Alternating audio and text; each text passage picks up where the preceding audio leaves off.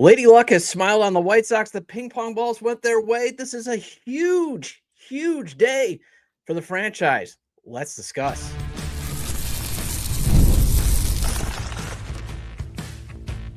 You are Locked On White Sox, your daily Chicago White Sox podcast. Part of the Locked On Podcast Network, your team every day.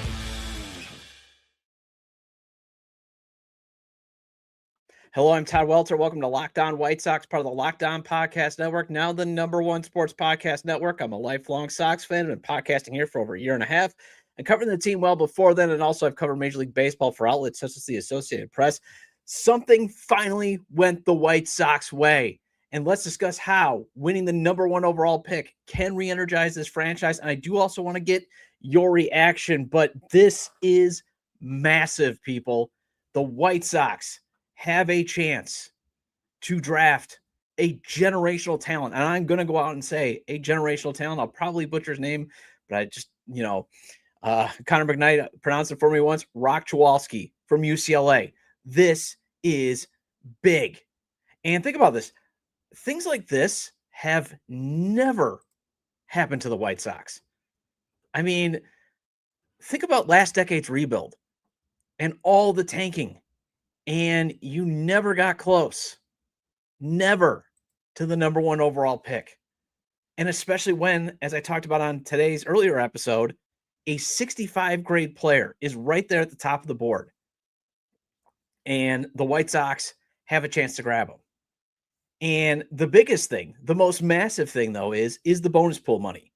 And GM Chris Getz was on the MLB network lottery coverage afterwards, and that's what he said. It is, you get this massive amount of money now to work with.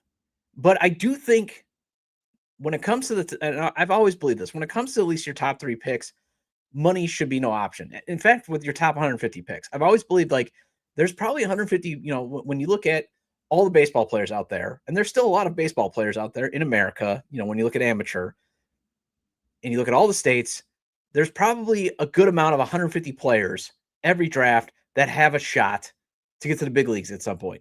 So, you got to make sure that you spend on those guys then. Money should be no object when it comes to 1 through 5. But I get that maybe, kind of what happened in this year's draft, where on day 2, or was it on day 2, that high school shortstop prep guy all of a sudden said, yeah, I'll sign. So, granted, it would be way over slot, but that was still like a potential first round pick had he gone to college that you could have gotten, obviously, and stolen a pick. So I get the whole steal the pick. So that's the thing. You've got so much flexibility in this. And it's just shocking. And none of that, think about this. All this losing that we've endured, all this losing that you and I have endured together, have gone through, has finally paid off. Because I do remember doing plenty of shows during the 2024 season about how what made that record amount of losing so awful and so painful was that the White Sox did not have a silver lining of potentially getting the #1 overall pick. But in the grand scheme of things, in the big picture, these 3 straight 100-loss seasons that we've endured, finally there's a silver lining. Now, does the first round pick, does the #1 overall pick mean you're going to get a surefire Hall of Famer? No, there's only 4 #1 overall picks. But when you see what some of these guys at the top of the draft can do, especially Roch, you got to at least like your chances. And, they're talking about, Troy Tulowitzki had a fine career. So that's kind of what he's being compared to. So even if you get, a guy like Tulo, that would be amazing. But at the very least, you want to hope for, better, for even bigger and better. And that can give you that opportunity. And what's even nice is, again, you're picking #1 overall in the first round, and then you're picking second in every round after.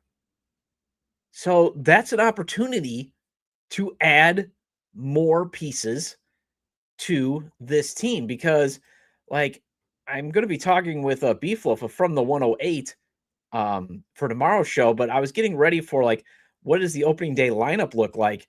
And take a look at this. Like, this is what the opening day lineup, I think, could potentially. I still think they need to add a starter, 2 relievers, but, and then when it comes to the core status.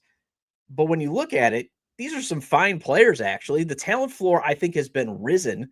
And if you do get some improvement internally, you probably should increase your win total.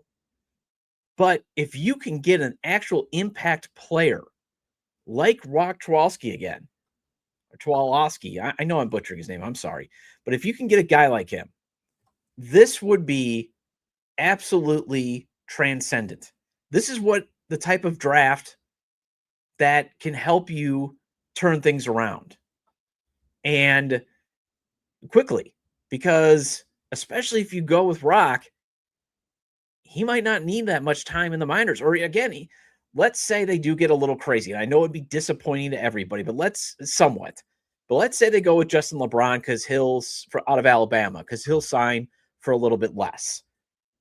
And then you can use, again, more of that bonus pool money to get a high impact, another high ceiling player in the second round because they'll be there.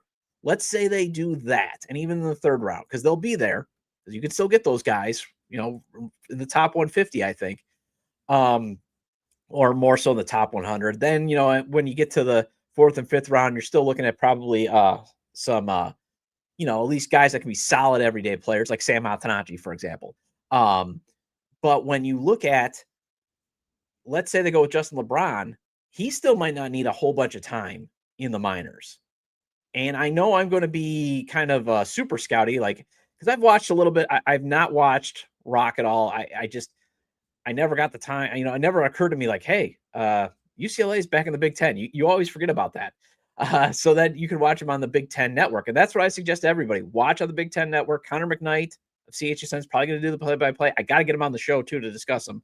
But I did watch a little bit of SEC baseball because I got the ESPN Plus subscription. And the only time I could catch Alabama, though, was in the SEC championship game. I liked what I saw LeBron out of a couple of at-bats, but I could see also why, again, how scouting used to have, such errors. Because, I watched him, I'm like, well, he had a couple walks, and he's got a good build, but I never really watched him do anything impactful. But still, you look at the production, he can be very impactful. This is just the draft where, yes, you want to be at the top, have the pick of the litter, but I do hope it's going to be Roch.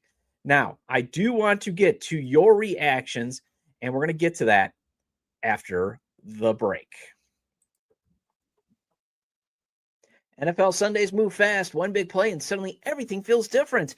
That's what makes live betting with FanDuel so exciting. You're not just watching the game, you're reacting to it in real time.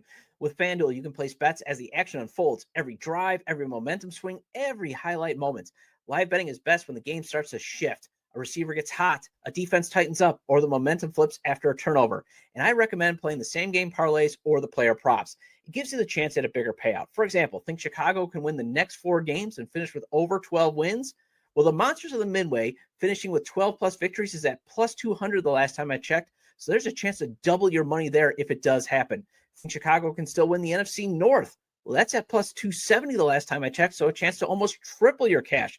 And if you really want to dream big and think Chicago can get to the Super Bowl, they're at plus 1,400 to win the NFC Championship game. You could throw $10 on that, and if it does happen, you could potentially pocket $140. So if you want to be right in the middle of the action this season, visit FanDuel.com and place your NFL live bets all season long. FanDuel, the game moves fast, so can you.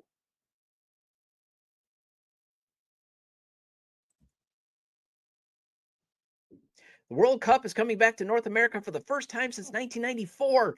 And with 48 teams for the first time ever, it's going to be massive. But let's be honest, getting tickets is usually the hardest part. That's why the Game Time app is clutch, finally giving fans a real advantage when it comes to snagging seats. With Game Time, you can track price drops in real time, get alerts when great seats open, and buy tickets the moment they hit the app. It puts the power back in your hands and makes going to the World Cup realistic instead of impossible. And I've used Game Time for things like getting 10 tickets to a Milwaukee NBA game. I got great seats, My entire party was able to sit together with a great view of the game. Pick a game, tap a section, and have your tickets locked in within minutes. No confusion, no hunting for fine print. Prices include fees up front, which I love. No last-second surprises at checkout. Take the guesswork out of buying World Cup tickets and every match, concert, or event with Game Time. Download the Game Time app. Create an account and use code LOCKEDONMLB for $20 off your first purchase. Terms apply. Again, download the app, make an account, and use code LOCKEDONMLB for $20 off. Swipe, tap, ticket, go. Game Time. Welcome back to Locked On White Sox. I'm your host, Todd Welter. Shout out to all the everydayers. I appreciate your loyalty. Make sure to hit the like button on this episode. Subscribe to the YouTube channel at Locked On White Sox. Make sure to subscribe to wherever you get your audio version of the show, as we're on places such as Apple or Spotify. Also, then make sure to leave a 5-star review. Either way, get your 30-minute fix of Chicago White Sox baseball venting with me and maybe some hope. Obviously, today is a hopeful day. Also, make sure to check out my written content at SouthsideSox.com and OnTapSportsNet.com. So I want to get to your comments. I know I put in some of you there. So again, Howard, just popping the champagne, man. Totally agree with you on this. This is a day to actually be exciting because, yes, while we had to endure a ton of losing, it's the draft to actually have the number one overall pick because, you know, nobody's guaranteed to obviously be something in the majors because, again, how long it takes to develop. It's one of the hardest games to play. But Roch has got a chance to be a stud. He is the stud of studs. Eric saying, what a day. And he can't believe it. And I can't either. Because how many times have we talked about, like, the White Sox never win a free agent sweepstakes, really? I mean, the last time I think the White Sox ever did something surprising for agency was like when they signed Albert Bell, maybe Adam Dunn, and then that turned out to be just an absolute, disaster. But these things, don't typically happen to the White Sox. And then we got Randy saying we've got the number one overall pick, and what a great day for the South Side.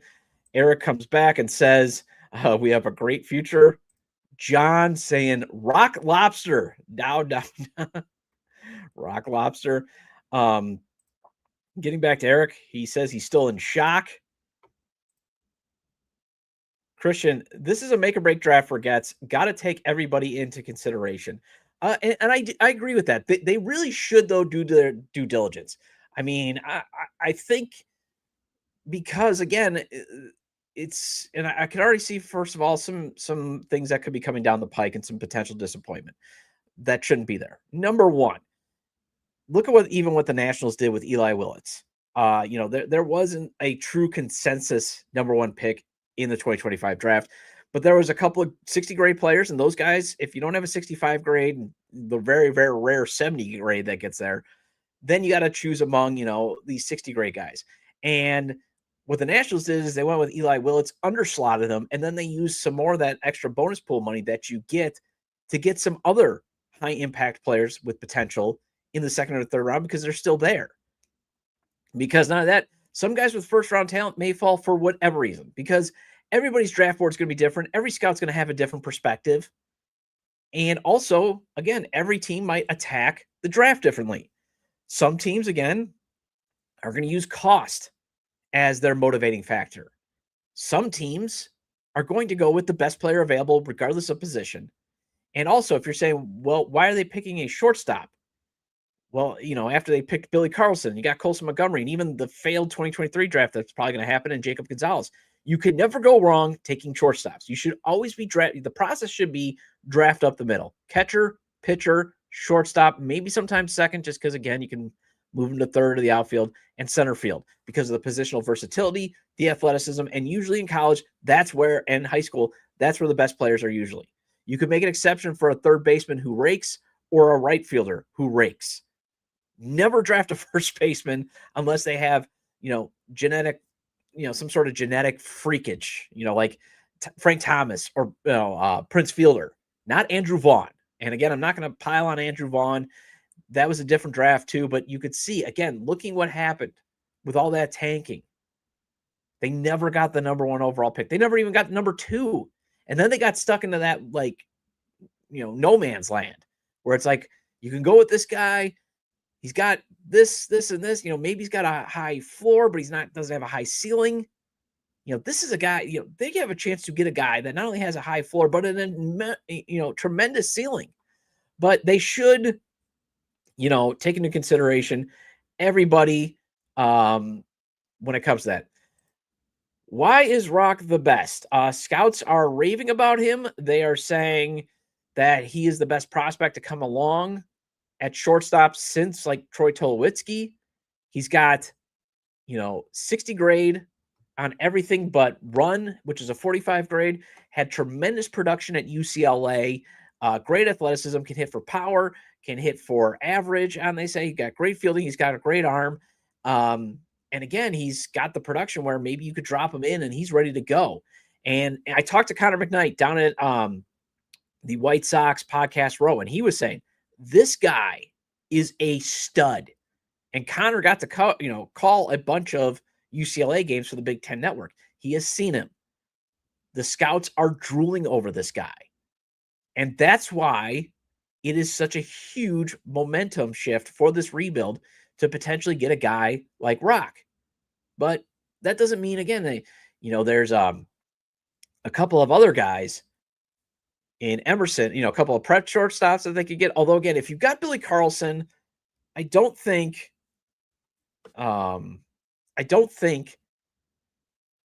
you would go prep at the top.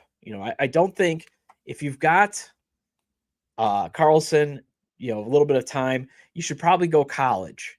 So you're probably looking at, this is just my thinking, it should come down to, do you want the shortstop out of UCLA or the shortstop out of Alabama?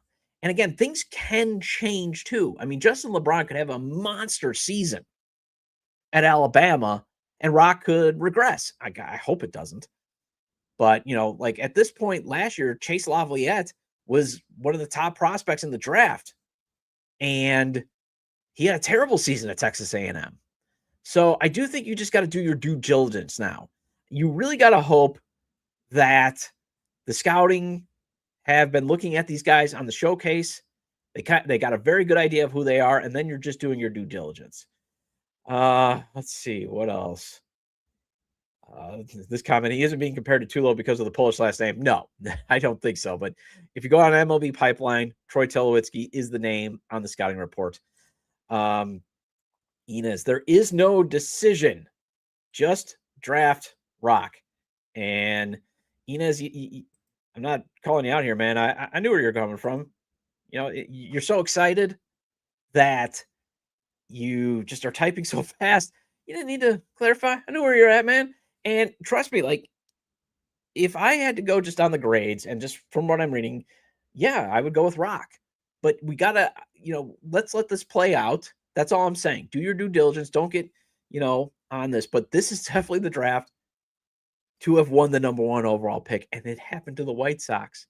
Now, obviously, they got to get the pick right. They got to get the rest of the picks right, too.